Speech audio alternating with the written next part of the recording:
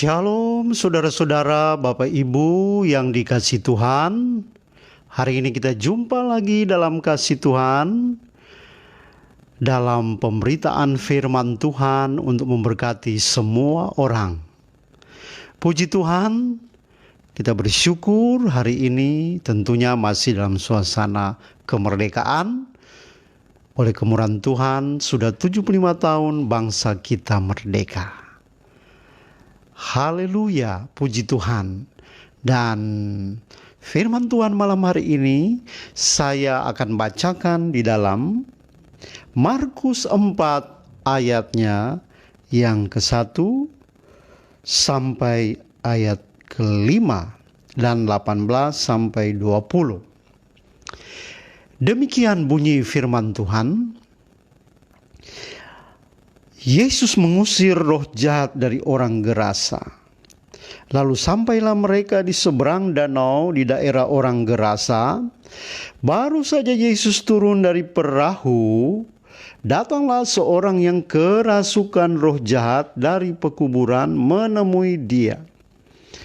Orang itu diam di sana dan tidak ada seorang pun lagi yang sanggup mengikatnya sekalipun dengan rantai.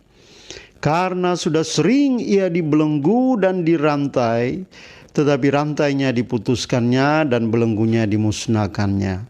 Sehingga tidak ada seorang pun yang cukup kuat untuk menjinakkannya.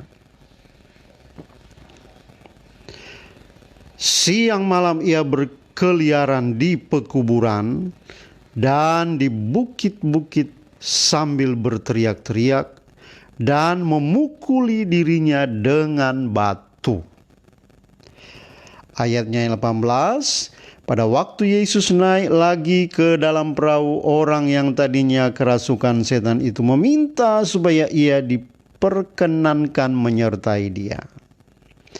Yesus tidak memperkenankannya, tetapi ia berkata kepada orang itu, "Pulanglah ke rumahmu, kepada orang-orang sekampungmu, dan beritahukanlah kepada mereka segala sesuatu yang telah diperbuat oleh Tuhan atasmu, dan bagaimana ia telah mengasihani engkau."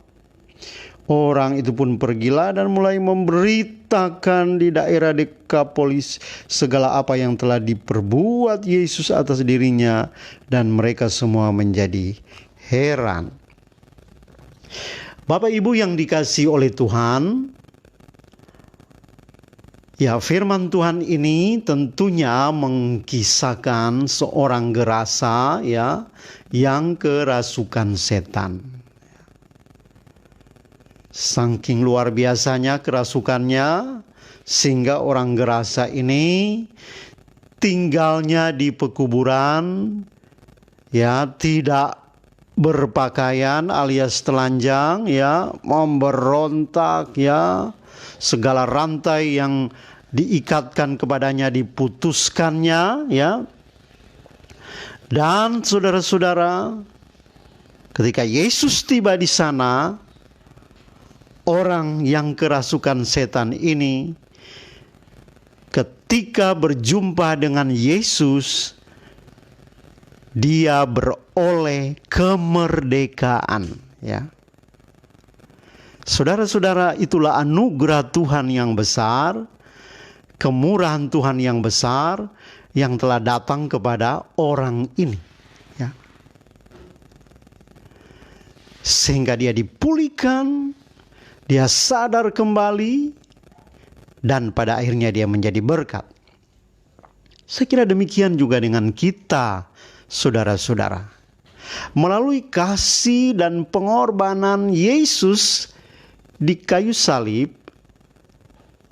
kita yang sebenarnya dahulu bukan umat, ya, kita diperhamba oleh setan, dijajah oleh setan, ya, tetapi sekarang telah menjadi umatnya. Ketika kita menerima Yesus, berjumpa dengan dia, kita menjadi umatnya, kita dimerdekakan.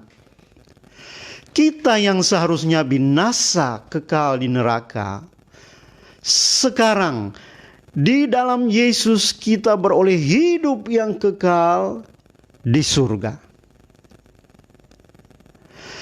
Tetapi apakah tujuan Tuhan memanggil kita? Apakah hanya supaya kita selamat dan diberkati? Tidak, saudara-saudara. Allah memanggil kita untuk memberitakan perbuatan-perbuatan yang besar dari Tuhan. Seperti yang Dia firmankan melalui hambanya Petrus di dalam firman Tuhan, ya. Bahkan dalam pembacaan kita tadi, ya, dalam ayat 19b yang kita baca tadi, ya, Tuhan Yesus berkata kepada orang gerasa yang telah dibebaskan ini, "Pulanglah ke rumahmu, kepada orang-orang sekampungmu, dan beritahukanlah kepada mereka segala sesuatu yang telah diperbuat oleh Tuhan atasmu, dan bagaimana Ia telah mengasihani engkau." Ayat 20, "Dan orang itu pun pergilah dan mulai memberitakan di daerah Dekapolis segala apa yang telah diperbuat Yesus atas dirinya." Saudara-saudara yang Tuhan Yesus kasihi, inilah tujuan dan kerinduan Tuhan untuk kita, gerejanya. Sehingga kita melihat firman Tuhan dalam 1 Petrus 2 ayat 9, di situ Tuhan berfirman melalui hambanya Petrus, "Tetapi kamulah bangsa yang terpilih, imamat yang rajani, bangsa yang kudus, umat kepunyaan Allah sendiri, supaya kamu memberitakan perbuatan-perbuatan yang besar dari Dia." Saudara-saudara yang telah, ya, memanggil kita, ya, yang telah memanggil kamu keluar dari kegelapan kepada terangnya yang ajaib. Inilah gereja, saudara-saudara. Kita gereja, eklesia. Kata gereja merupakan kata yang diambil dari bahasa Portugis, yaitu igreja, yang juga berasal dari bahasa Yunani, yaitu eklesia, yang berarti dipanggil keluar. Ek itu keluar, klesia dari kata kaleo, memanggil. Jadi ini adalah kumpulan orang yang dipanggil keluar dari dunia kegelapan, dari penjajahan setan, dari kegelapan, dan dimerdekakan. Sebab Bapak Ibu sekalian, Tuhan mencintai semua orang, ya. Seperti orang gerasa ini dimerdekakan oleh Tuhan, diterangi oleh Tuhan. Tetapi tujuan Tuhan memanggil orang gerasa ini bukan sekedar dia dipulihkan, bukan sekedar dia sudah beroleh keselamatan, tetapi tujuan Tuhan adalah supaya melalui dia kemuliaan Allah dinyatakan. Melalui orang ini, saudara-saudara yang dikasihi Tuhan, banyak orang melihat Tuhan. Inilah keinginan Tuhan, ya. Tetapi kita hanya, ya, sebagai orang-orang percaya, kita hanya bisa berdampak, bisa menjadi berkat apabila setelah kita dimerdekakan, kita mengisi kemerdekaan itu dengan hal-hal yang dari surga, ya. Setelah kita menjadi orang merdeka, kita tidak boleh dijajah lagi. Kita harus tinggal di dalam Tuhan. Sebab Yohanes 5 ayat 15 ayat 5c di sana dikatakan, sebab di luar aku kamu tidak dapat berbuat apa-apa. Kita tidak bisa jadi berkat, kita tidak bisa memuliakan Tuhan kalau kita ada di luar Tuhan. Kita tidak bisa berbuat apa-apa. Hanya ketika kita dalam Yesus, kita mampu menjadi berkat, saudara-saudara. Ya, sebab Tuhan ingin kita berdampak menjadi berkat, baik itu melalui cara hidup kita, karakter kita, ya, baik itu di rumah, di kantor, dalam pergaulan kita, juga melalui perkataan kita, ya. Bukan lagi kata-kata yang kotor, yang sia-sia, bercanda yang berlebihan, perkataan sia-sia, ya. Seperti memaki dan lain-lain, ya, menghina orang, ya. Sebab Alkitab berkata, ya, firman Tuhan berkata, aku berkata kepadamu, setiap kata sia-sia yang diucapkan orang harus dipertanggungjawabkannya pada hari penghakiman. Jadi ini Tuhan ingin kita jadi berkat dalam seluruh hidup kita, bahkan melalui kasih dan perbuatan kita. Jadi kasih itu bukan sekedar teori, bukan sekedar pengetahuan atau kata-kata belaka, tetapi kasih melalui perbuatan-perbuatan nyata. Tetapi saudara-saudara, yang menjadi renungan dan pertanyaan adalah, mengapa banyak orang Kristen tidak menjadi berkat atau tidak berdampak, tidak menjadi terang di sekelilingnya, di daerahnya? Kalau kita lihat dalam dunia rohani, di gereja, ya, dalam tiap hari Minggu, ya kelihatannya mereka semuanya kelihatan kudus, saleh, ya. Tetapi setelah dalam dunia nyata, yaitu dalam kehidupan sehari-hari, ya, justru hidup mereka seperti dunia, hidup seperti dunia. Bahkan banyak yang menjadi batu sandungan. Jika kita renungkan dalam Markus 5, saudara-saudara, yang telah kita baca tadi, ternyata iblis hari-hari ini menjebak. Ya, banyak jebakan-jebakan dan ikatan setan yang datang tanpa kita sadari.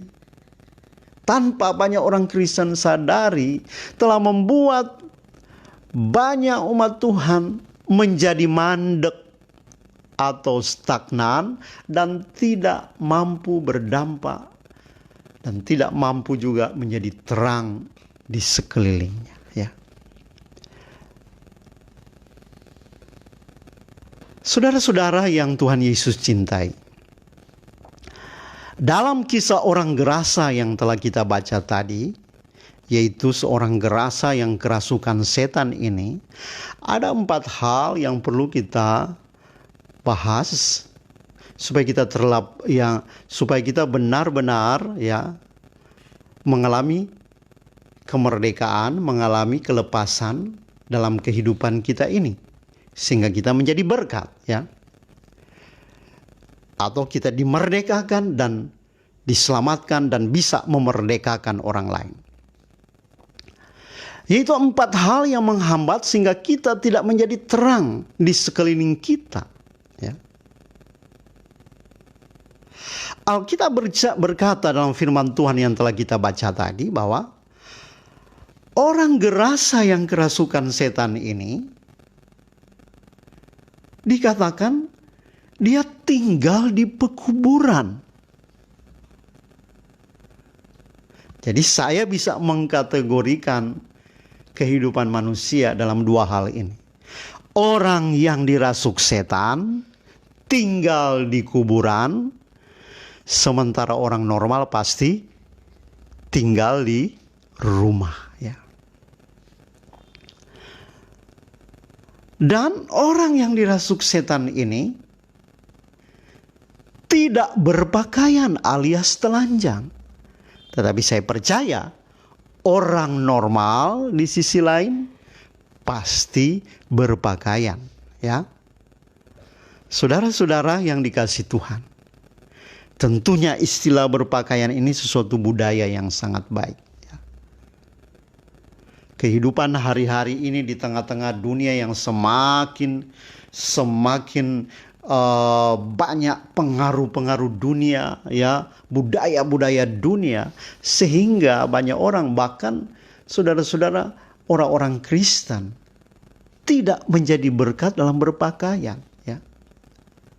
Coba Bapak Ibu renungkan, kita ini orang normal atau kita ini tanpa disadari sudah ditunggangi setan, ya. Sebab tadi saya katakan bahwa orang normal pasti berpakaian rapi, ya. Sementara orang yang dirasuk setan bertelanjang, ya. Saudara-saudara yang dikasihi Tuhan, orang gerasa yang dirasuk setan ini memberontak, ya. Tidak ada orang yang bisa menjinakkan dia, ya. Tetapi saya percaya orang normal pasti selalu tunduk kepada aturan. Orang ini dikatakan, orang gerasa ini, dia menyakiti dirinya, ya, merusak dirinya dengan memukul-mukul dirinya dengan batu. Tapi saya percaya orang yang normal pasti merawat dirinya, ya. Nah, inilah 4 hal yang tentunya memiliki makna secara rohani yang sangat berguna bagi kita, bagaimana supaya kita mampu dan bisa menjadi berkat yang luar biasa sebagaimana Tuhan kehendaki. Saudara-saudara, orang gerasa yang dirasuk setan ini memang telah mati ribuan tahun yang lalu. Tapi saudara harus ingat, kita harus sadari bahwa roh yang merasuk orang gerasa ini masih tetap ada sampai hari ini. Masih tetap ada sampai hari ini. Dan roh-roh inilah yang telah mengikat, menjajah, menjebak, dan membohongi banyak orang, bahkan banyak orang Kristen. Sehingga sulit bertumbuh, ya. Sulit menjadi dewasa, ya. Sulit menjadi berkat, ya. Saudara-saudara yang dikasihi Tuhan, ya. Sekali lagi seperti saya sampaikan tadi bahwa orang normal tinggal di rumah, orang dirasuk setan tinggal di pekuburan, ya. Kita melihat dalam ayat tadi, dalam Markus 5 ayat 2, dikatakan baru saja Yesus turun dari perahu, datanglah seorang yang kerasukan roh jahat dari pekuburan menemui Yesus. Dan orang itu diam di sana. Diam di mana? Di pekuburan. Kenapa? Karena dia dirasuk oleh setan. Tentunya kata tinggal di pekuburan ini memiliki makna secara rohani. Ini berbicara roh yang hari-hari ini sedang beracara di dunia ini. Roh-roh adat istiadat yang begitu kuat, yang telah tertanam di jiwa manusia, saudara-saudara. Ini saya sebut yang pertama, roh pekuburan, ya. Atau dalam bahasa lain, ya, kalau kita ingat tentang pekuburan, ya, di situ tentunya ada orang-orang yang sudah mati yang dikuburkan, ya. Ini juga berbicara spiritisme, okultisme, roh-roh spiritisme atau okultisme, ya. Spiritisme ini adalah sebuah usaha untuk mendatangkan serta berkomunikasi dengan roh, atau dalam kata lain berkomunikasi dengan arwah-arwah, ya. Arwah-arwah atau, ya, dunia orang mati. Saudara yang dikasihi Tuhan, Tuhan tidak mau kita sebagai orang percaya yang sudah dikuduskannya, yang sudah ditebus oleh darahnya, lalu kita masih bertanya-tanyakan nasib hidup kita, masa depan hidup kita bukan kepada Tuhan tetapi kepada peramal-peramal, ya. Kepada roh-roh orang mati, ya. Sebab masih kita bisa menemukan dalam budaya-budaya, walaupun itu di daerah-daerah Kristen, ada banyak orang bukan berharap pada Tuhan, bukan bertanya tentang nasibnya, tentang masa depannya kepada Tuhan, tetapi pergi ke kuburan, ya. Pergi ke kuburan, bicara dengan orang mati, ya. Padahal jelas, saudara-saudara, Tuhan Yesus, Tuhan Allah dalam kitab Ulangan 18 ayat 11, di sana Tuhan Yesus atau Allah berfirman dengan tegas kepada orang Israel. Tuhan berkata begini, seorang pemantra, mantra-mantra, ataupun seorang yang bertanya kepada arwah atau kepada roh peramal, atau yang meminta petunjuk kepada orang-orang mati, ya, saudara-saudara, sebab setiap orang yang melakukan hal-hal ini, kata Tuhan, adalah kekejian bagi Tuhan. Dan oleh karena kekejian-kekejian inilah Tuhan Allahmu menghalau mereka dari hadapan. Haruslah engkau hidup kudus dengan tidak bercelah di hadapan Tuhan Allah. Jadi jelas, saudara-saudara, Tuhan sangat melarang. Tuhan tidak menginginkan kita umatnya. Tuhan berfirman kepada bangsa Israel pada waktu itu, jangan mereka bertanya-tanya kepada roh-roh orang mati, ya. Jangan mereka pergi meramal dirinya kepada pemantra-pemantra atau bertanya-tanyakan nasib hidup mereka. Tuhan melarang, dan ini merupakan kekejian bagi Tuhan. Sebab orang Israel adalah orang yang dicintai Tuhan, yang telah dikuduskan Tuhan, ya, dan dia tidak boleh hidup seperti orang-orang dunia. Mereka telah dipanggil dari dunia dan dijadikan umat Allah. Demikian juga dengan kita, saudara-saudara. Yesus telah berkorban bagi kita dan darahnya telah tercurah untuk supaya kita dikuduskan dan dijadikan umatnya, ya. Saudara-saudara, lagi pula saudara, kita harus memahami bahwa ketika orang itu mati, ya, ketika seorang mati, dia tidak tinggal di dunia ini lagi, ya. Dia tidak tinggal di dunia ini lagi, tapi dia telah pergi. Dia telah dibawa ke suatu tempat yang telah disediakan Tuhan. Ya, tentunya ada dua tempat. Orang berdosa pergi ke Hades atau dunia orang mati, ya, di mana tempat roh-roh orang-orang yang berdosa disebut alam maut, ya. Tetapi roh orang-orang yang hidup di dalam Tuhan, yang sudah ditebus oleh darah Yesus dan meresponi Yesus, hidup sesuai kehendaknya, berada di tempat di tempat yang lain, yaitu yang namanya Firdaus, saudara-saudara, ya. Seperti ketika seorang yang disalibkan di sebelah kanan Yesus, ya, dua orang ini penjahat. Yang satu akhirnya datang kepada Yesus, percaya kepada Yesus, dan dia berkata kepada Tuhan Yesus, Tuhan, ingatlah aku jika engkau sudah di Firdaus nanti. Tapi Yesus berkata, hai anakku, hari ini juga engkau sudah bersama-sama aku di Firdaus, ya. Saudara yang dikasihi Tuhan, jadi orang mati itu tidak lagi gentayangan di dunia ini. Apalagi seperti kepercayaan-kepercayaan, adat istiadat di daerah-daerah tertentu, dan masih di kalangan Kristen, saudara-saudara, masih mempercayai, oh nanti setelah 3 malam, ya, oma atau opa atau kakak atau adik, suami atau istri yang sudah meninggal, nanti dia akan datang lagi, ya. Tidak, Bapak Ibu, dia telah pergi. Sebab Alkitab membuktikan dalam Ayub 7 ayat 9.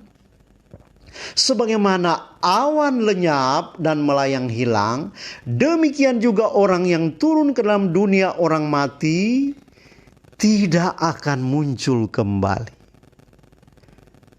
Ayat 10 dikatakan ia tidak lagi kembali ke rumahnya dan tidak dikenal lagi oleh tempat tinggalnya.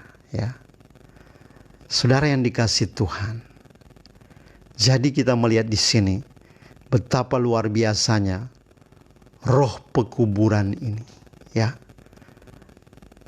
jika saudara ingin diberkati, jika saudara ingin maksimal dalam pelayanan, mari kita datang pada Yesus dan kita dibebaskan dari okultisme, dari roh spiritisme, ya, kepercayaan kepada kekuatan-kekuatan gaib.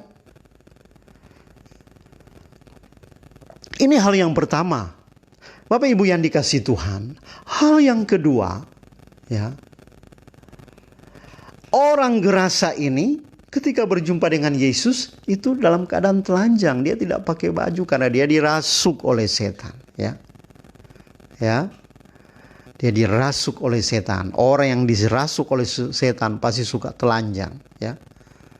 Tentunya ini mengandung makna rohani, yaitu roh ketelanjangan ini adalah berbicara pornografi, ya. Saudara-saudara, kita melihat di sini bahwa orang gerasa tadi telanjang, ya. Markus 5 ayat 15 berkata mereka datang kepada Yesus dan melihat orang yang kerasukan itu duduk, sudah berpakaian dan sudah waras. Jadi ketika dia waras, dia tidak telanjang lagi, tapi dia sudah berpakaian, ya. Jadi saya mau menyampaikan kepada kita, apalagi engkau sebagai orang-orang percaya anak Tuhan, kalau engkau orang waras, orang yang sudah di dalam Tuhan, ya, maka engkau pasti berpakaian dan berpakaian dengan sopan, ya, tidak bolong-bolong yang membuat orang lain berdosa, ya. Sebab orang normal pasti berpakaian, ya. Orang yang dirasuk setan pasti apa? Pasti telanjang. Nah, ini tentunya berbicara roh-roh percabulan. Saudara, kita harus tahu, kita hidup di dunia yang sudah teracuni dan terbakar dengan hawa nafsu seks, pornografi, dan roh ini telah menguasai dunia ini, telah menguasai semua media, baik itu internet, media sosial, televisi, ya, majalah-majalah, koran, dan iklan-iklan, semuanya berbau pornografi, ya. Pornografi ini telah merusak tatanan kehidupan, telah merusak dan menjatuhkan banyak orang-orang Kristen, bahkan saudara-saudara, bahkan yang berstatus hamba Tuhan, pelayan Tuhan. Wah, saudara, kita kan sering dengar berita-berita di televisi bagaimana ada seorang hamba Tuhan begitu dipakai Tuhan luar biasa, khotbahnya bagus, hamba Tuhan yang diberkati, saudara, istrinya juga hamba Tuhan. Akhirnya kita begitu kaget karena ternyata dia hidup dalam percabulan dan sampai masuk penjara, mempermalukan Tuhan. Saudara, roh percabulan, roh perzinahan ini telah menghancurkan banyak rumah-rumah tangga Kristen, ya. Ya, saya tidak mau bicara rumah tangga orang-orang duniawi, ya mereka begitu banyak yang bercerai. Tetapi yang menjadi heran, begitu banyak rumah tangga Kristen kok cerai, ya.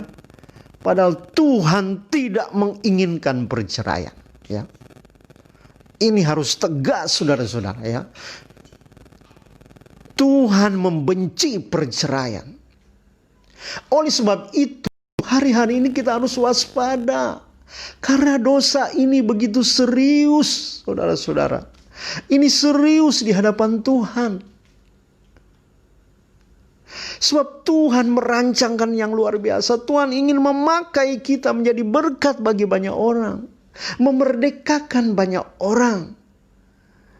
Tetapi kita harus menyadari bahwa roh-roh jahat hari-hari ini sedang menaburkan benih-benih, ya, roh-roh percabulan, persinahan. Firman Tuhan juga jelas melalui hambanya Rasul Paulus dalam 1 Korintus 6 ayat 16-18. Betapa seriusnya dosa percabulan ini. Atau tidak tahukah kamu bahwa siapa yang mengikatkan dirinya pada perempuan cabul menjadi satu tubuh dengan dia? Sebab demikianlah kata Nats Alkitab, keduanya akan menjadi satu tubuh, satu daging, ya. Tetapi siapa yang mengikatkan dirinya pada Tuhan, ya, menjadi satu roh dengan Tuhan, ya. Kalau kita terikat dan mengikatkan dirinya dengan percabulan, dengan perempuan atau pria cabul, maka kita akan menjadi satu daging dengan dia, ya. Tapi jika kita mengikatkan diri kita kepada Tuhan setiap hari, maka lama-kelamaan, ya, hidup kita akan terikat dengan Tuhan. Dan yakin dan percaya, lama-kelamaan wajah Tuhan akan semakin nyata dalam hidup saudara, ya. Semakin kita dekat Tuhan, semakin kita bersekutu dengan Tuhan, wajah Tuhan semakin nampak dalam hidup kita, ya. Saudara-saudara yang dikasihi Tuhan, ayat 18 berkata, sebab itu jauhkanlah dirimu dari percabulan. Setiap dosa lain yang dilakukan manusia terjadi di luar dirinya. Tetapi orang yang melakukan percabulan berdosa terhadap dirinya sendiri. Ya. Dan ingat, dosa perzinahan, percabulan itu adalah buah-buah kedagingan, ya. Ketika kita hidup kita lebih mendominasi, lebih berorientasi kepada keinginan-keinginan daging, maka buah-buah daging itu akan muncul dalam hidup kita. Sebab Alkitab berkata, perbuatan daging telah nyata. Apa itu, saudara? Yang pertama, percabulan, ya. Kecemaran, hawa nafsu, penyembahan berhala, sihir, perseteruan, berselisih, iri hati, amarah, pemarah, egois atau mementingkan diri sendiri, percideraan, roh yang suka bikin kacau atau pemecah belah, ya, dengki, kemabukan, pesta pora dan sebagainya. Alkitab tegas berkata Tuhan berkata lewat Rasul Paulus, terhadap semuanya itu aku peringatkan kamu, seperti yang telah kubuat dahulu, bahwa barang siapa melakukan hal-hal demikian, ia tidak akan mendapat bagian dalam kerajaan Allah. Saudara-saudara, tidak dapat bagian di surga, kerajaan Allah. Kalau tidak dapat bagian di sana, kemana kita, ya? Saudara-saudara yang dikasihi Tuhan, Tuhan ingin kita menjadi umat yang kudus, milik kepunyaannya sendiri. Saudara-saudara, ya. Hal yang ketiga, orang ini karena dia dirasuk setan, dia suka memberontak. Tidak ada seorang pun yang mampu menjinakkan dia. Nah, ini saudara-saudara menggambarkan roh pemberontakan. Roh pemberontakan yang suka melawan otoritas, ya. Orang tadi memberontak. Dalam ayat 4 dikatakan karena sudah sering ia dibelenggu dan dirantai, tetapi rantainya diputuskannya dan belenggunya dimusnahkannya, sehingga tidak ada seorang pun yang cukup kuat untuk menjinakkannya. Saudara-saudara, ini mengandung pemahaman rohani bahwa hari-hari ini roh pemberontakan itu begitu luar biasa, ya. Roh pemberontakan, roh yang memberontak kepada otoritas, melawan otoritas yang telah Tuhan tetapkan, saudara-saudara. Roh ini telah begitu, roh pemberontakan ini Bapak Ibu telah begitu masif, bergerak di semua tingkatan otoritas. Baik itu anak kepada orang tua, memberontak kepada orang tua. Baik itu seorang hamba kepada majikan, bahkan ada pembantu yang membunuh majikannya. Baik itu dalam konteks negara, rakyat kepada pemerintah, ya. Dalam konteks sebagai suatu jemaat gereja, jemaat melawan otoritas kepada pimpinannya, gembalanya, saudara-saudara. Nah ini, padahal Alkitab sudah jelas mengatakan bahwa dalam Efesus 6 ayat 2, khusus anak-anak, hormatilah ayahmu dan ibumu.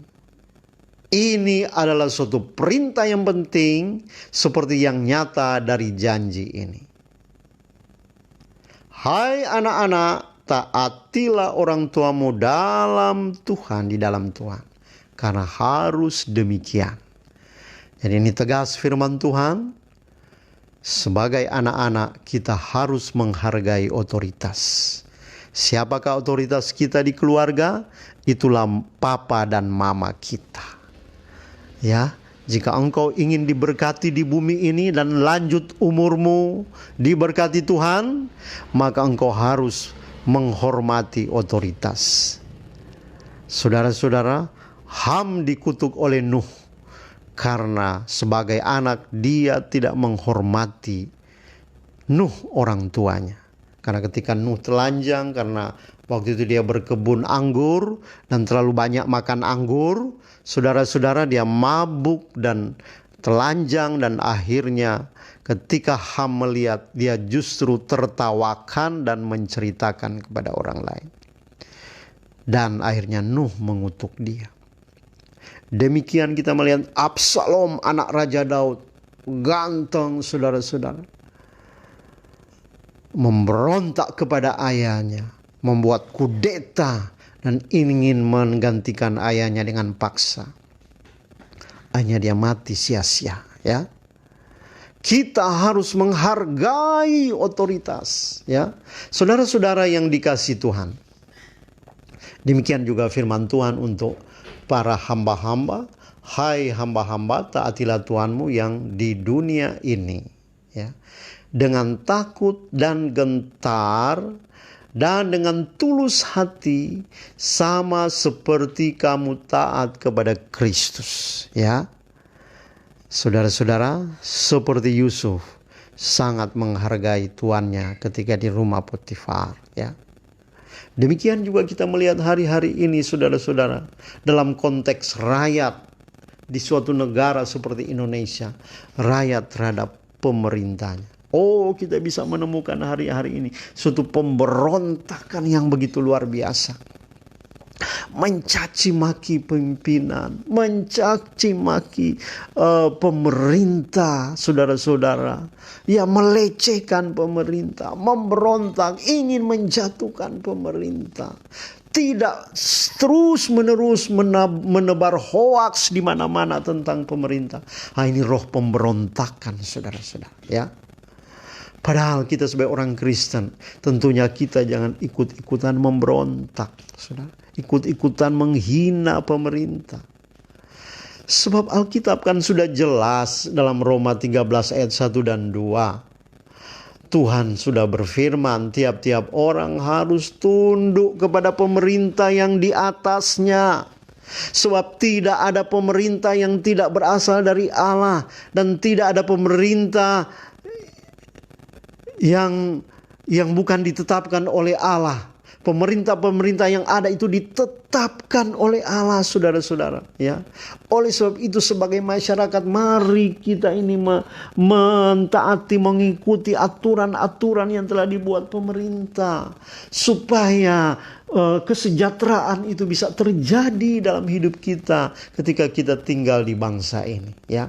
Oleh sebab itu mari saudara-saudara, hari-hari itu begitu masif roh pemberontakan ini sedang terjadi. Kita terus doakan bangsa kita, saudara-saudara, supaya tidak terjadi gejolak-gejolak politik yang bisa membahayakan keutuhan bangsa ini, ya.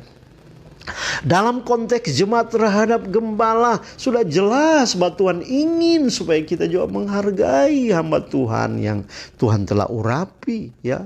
Mari kita contohi Daud, saudara-saudara.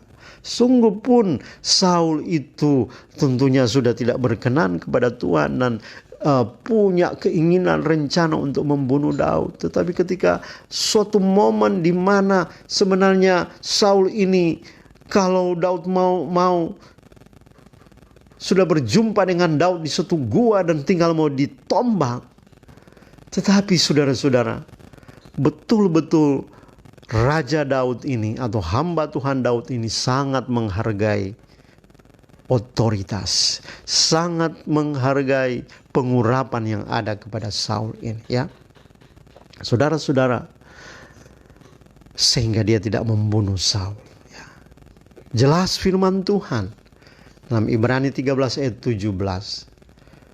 Tuhan berfirman, taatilah pemimpin-pemimpinmu dan tunduklah kepada mereka, sebab mereka berjaga-jaga atas jiwamu sebagai orang-orang yang harus bertanggung jawab atasnya, ya. Dengan jalan itu mereka akan melakukannya dengan gembira, bukan dengan keluh kesah, sebab itu tidak akan membawa keuntungan bagimu.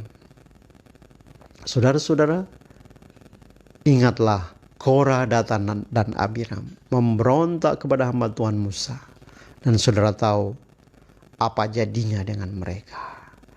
Bumi menelan mereka hidup-hidup, saudara-saudara. Yang terakhir, saudara yang dikasihi Tuhan, dari 4 hal yang perlu kita waspadai ini, yaitu roh yang merusak diri.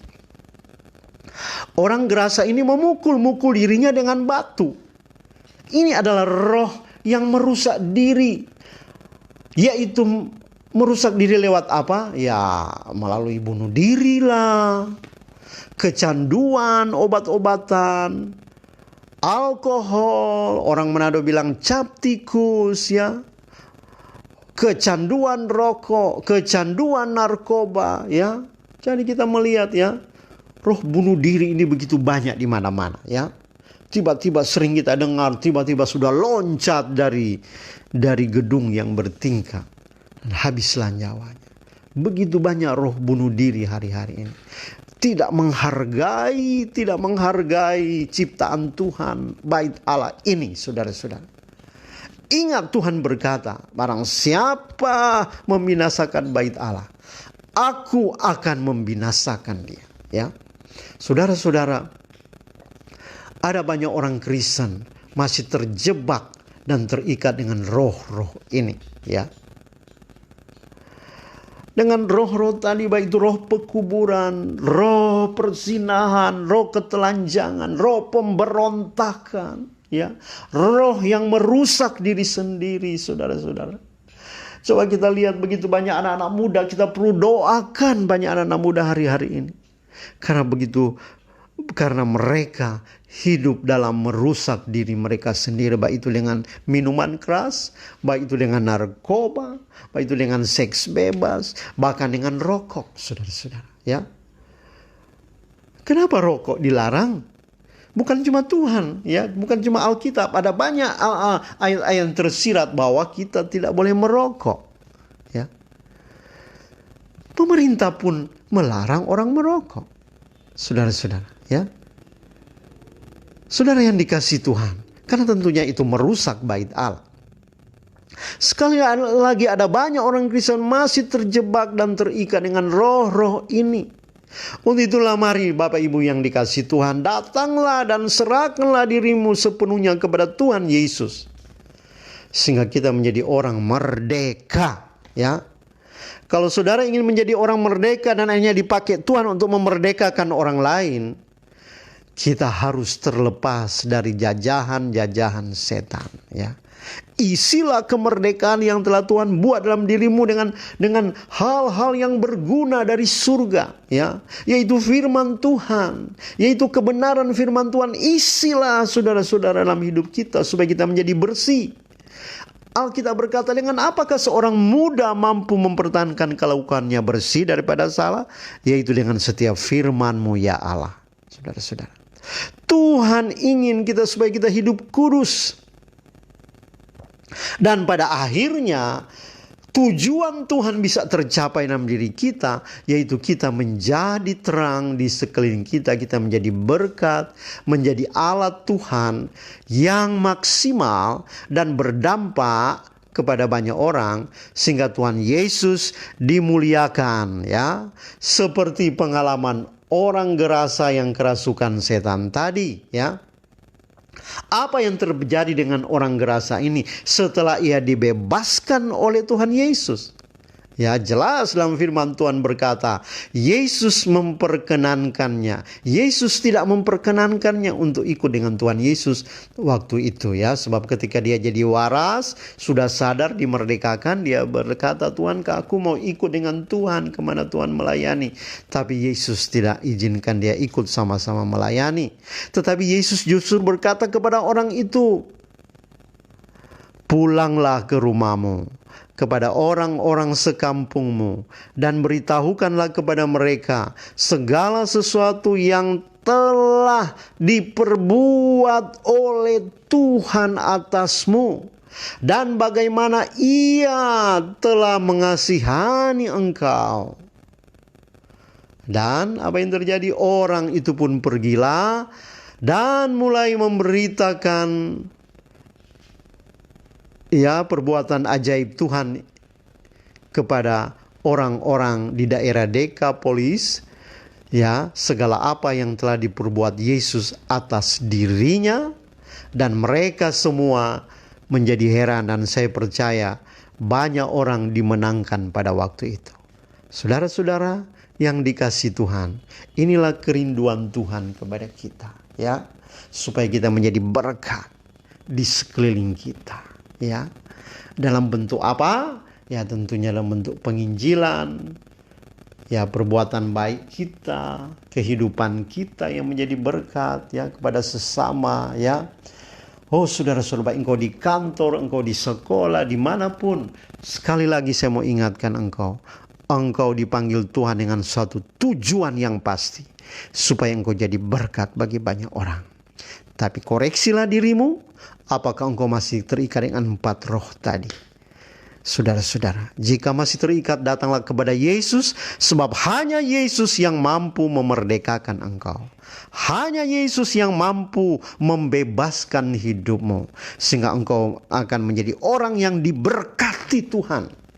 Orang yang mampu menjadi berkat, menjadi terang di sekelilingmu, sehingga dunia bisa melihat Yesus yang hidup di dalam hidup saudara. Itulah tujuan hidup, tujuan Tuhan dalam hidup saudara. Terima kasih. Tuhan Yesus memberkati kita semuanya. Ya, mari saudara-saudara, kita berdoa. Jika engkau masih terikat, masih terjajah, datang kepada Yesus. Katakan, Tuhan Yesus, aku butuh engkau. Aku percaya padamu.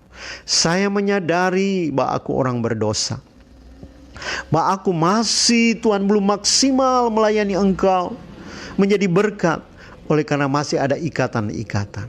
Yesus Tuhan, ampunilah hidup saya. Saat ini aku mengakui engkau, bahwa engkaulah Yesus Kristus Tuhan. Masuklah di hati saya, menjadi Tuhan dan Rajaku. Dan ini saya, Tuhan, pakailah saya menjadi alat-Mu untuk menerangi dan membawa banyak orang dalam kegelapan kepada terang-Mu yang ajaib. Terima kasih Tuhan buat firman-Mu. Lawatlah semua yang mendengar, selawatlah semua yang menonton video ini, sehingga semua mereka diberkati oleh Tuhan. Terima kasih Tuhan buat malam ini. buat saat ini. Hanya dalam nama Yesus hamba berdoa. Haleluya. Ya. Saudara-saudara yang dikasihi Tuhan, sampai kita jumpa lagi. Dan jika saudara menonton video ini lewat YouTube, jika saudara berkenan dan diberkati Tuhan, silakan di-like, di-subscribe, dan di-sharekan, ya. Dan ada loncengnya, saudara tekan itu dan saudara jadi berkat, supaya firman Tuhan ini jadi berkat bagi banyak orang. Tuhan memberkati. Haleluya.